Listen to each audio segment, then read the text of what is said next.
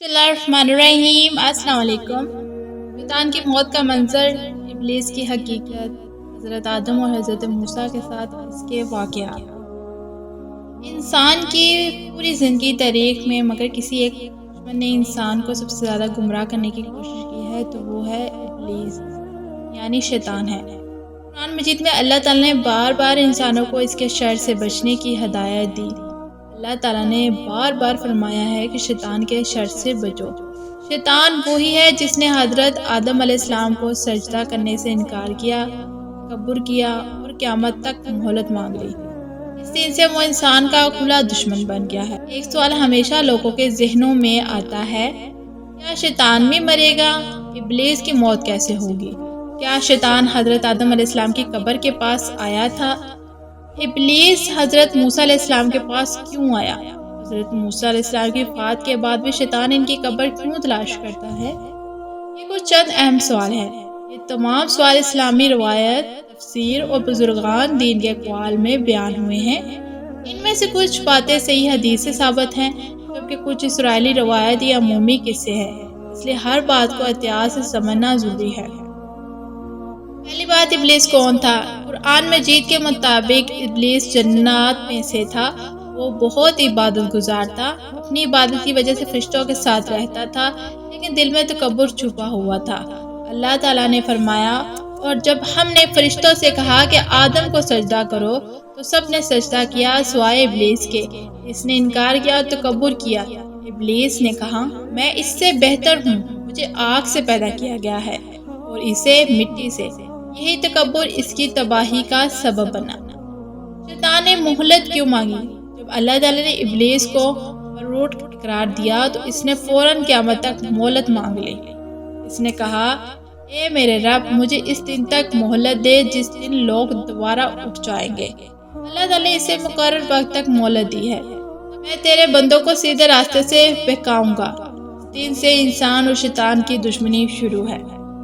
کیا شیطان ہمیشہ زندہ رہے گا؟ نہیں، اسلامی عقائد کے مطابق اللہ کے سوا ہر چیز فنا ہونے والی ہے۔ قرآن میں ہر جان کو موت کا مزہ چکھنا ہے، اس میں جنات، ابلیس بھی شامل ہے۔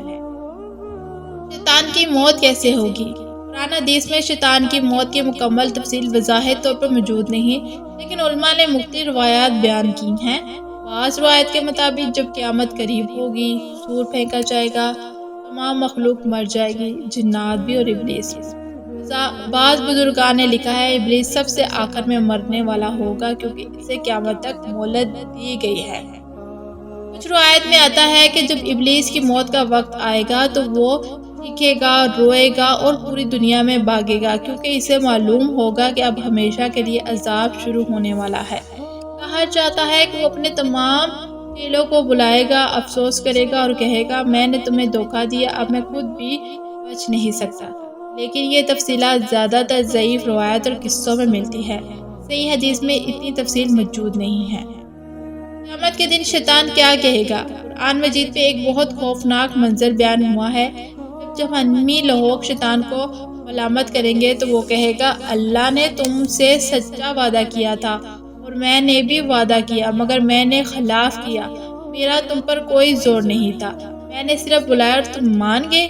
پھر وہ کہے گا، آج نہ میں تمہاری مدد کر سکتا ہوں اور نہ تم میری۔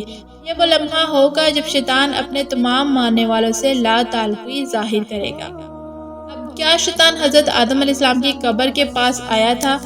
بعض روایت اور قصوں میں یہ ذکر ملتا ہے کہ حضرت آدم علیہ السلام کی وفات ہوگی تو ابلیس ان کے قبر کے قریب آیا اور خوشی کا اظہار کیا، اب آدم دنیا سے چلا گیا، لیکن حضرت آدم کے نیک بیٹوں فرشتوں نے اسے دھتکار دیا۔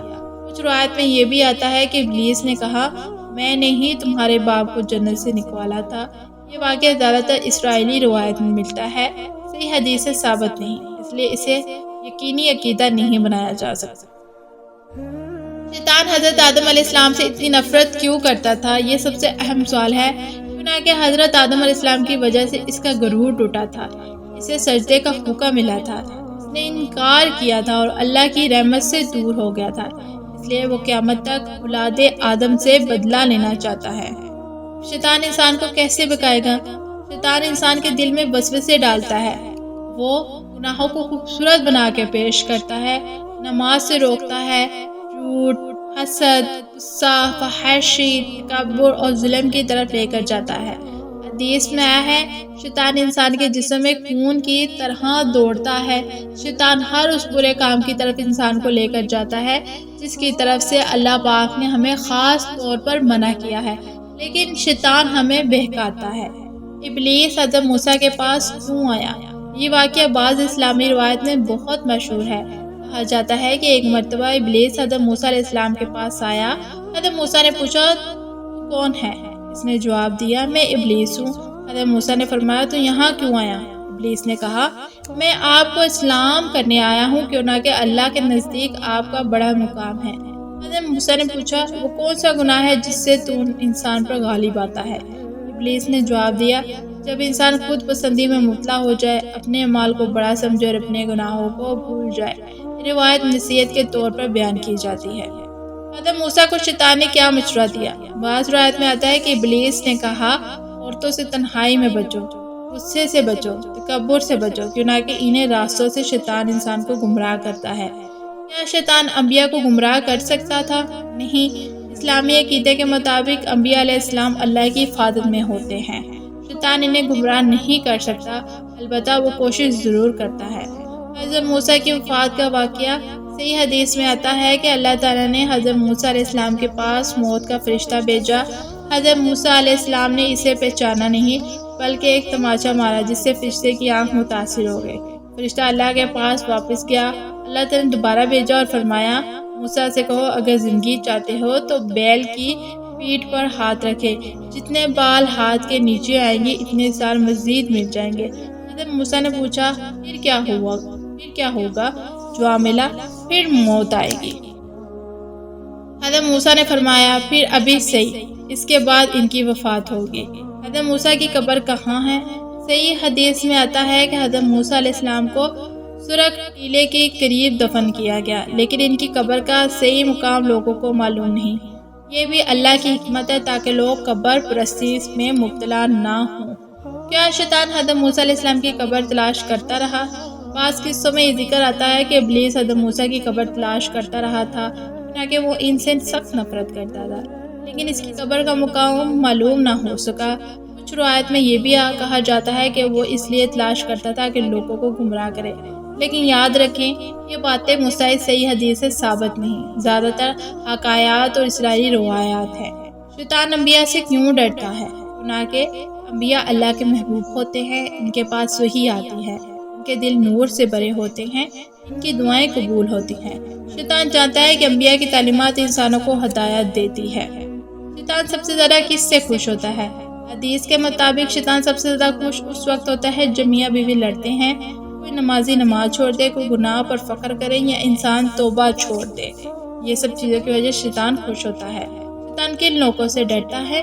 شیطان نمازی انسان سے ڈرتا ہے، ذکر کرنے والے سے ڈرتا ہے، قرآن پاک پڑھنے والے سے ڈرتا ہے، تہجد گزار اور اللہ پر بھروسہ رکھنے والے مومن سے ڈرتا ہے۔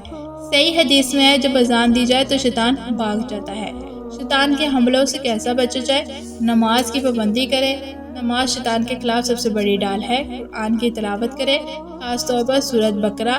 حدیث میں جس گھر میں سورۃ بقرہ پڑھی جائے وہاں شیطان داخل نہیں ہوتا۔ آیت الکرسی رات کو سونے سے پہلے پڑھے اور اللہ کی حفاظت میں رہتا ہے۔ ذکر و استغفار، شیطان ذکر سے کمزور ہوتا ہے۔ غصے پر قابو، غصہ شیطان کا بڑا ہتھیار ہے۔ آخرکار ابلیس اور اس کے پیروکار جہنم میں ڈال دیے جائیں گے۔ قرآن میں ہے، جہنم تو سب کے لیے وعدے کی جگہ اور وہ دن شیطان کی مکمل شکست کا دن ہوگا۔ شیطان انسان کو صرف دعوت دیتا ہے، مجبور نہیں کرتا۔ اصل فیصلہ انسان خود کرتا ہے۔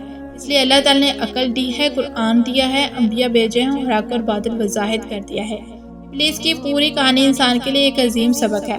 تکبر نے ایک عبادت گزار کو مردہ بنا دیا۔ حسد نے اسے ہمیشہ کے لیے لعنتی قرار دیا اور اس نے انسان کو گمراہ کرنے کی قسم کھائی۔ شیطان کی موت یقیناً ہے، اس کا انجام جہنم ہے اور قیامت کے دن وہ اپنے ماننے والوں سے لا تعلقی اختیار کرے گا۔ حضرت آدم اور حضرت موسیٰ کے بارے میں جو واقعات مشہور ہیں ان میں سے کچھ مستعد اور کچھ صرف روایات اور حکایات ہیں۔ اس لیے مسلمان کو چاہیے کہ صحیح قرآن و حدیث پر یقین رکھے، غیر مستعد باتوں کو احتیاط سے بیان کرے۔ اللہ تعالیٰ ہمیں شیطان کے شر، اس کے وسوسوں اور گمراہی سے محفوظ فرمائے اور قرآن سنت کے راستے پر قائم رکھے، آمین۔ محترم ناظرین، اگر آپ کو میری ویڈیو اچھی لگی ہے تو پلیز میرے چینل کو لائک اور سبسکرائب لازمی کیجیے گا، بیل آئیکن کو لازمی دبائیے گا تاکہ آپ کو آنے والی ہر ویڈیو کا نوٹیفیکیشن مل سکے۔ اب تو مجھے اجازت، پھر ملیں گے نئے ویڈیو میں نئے اسلامی ٹاپک کے ساتھ۔ اللہ حافظ۔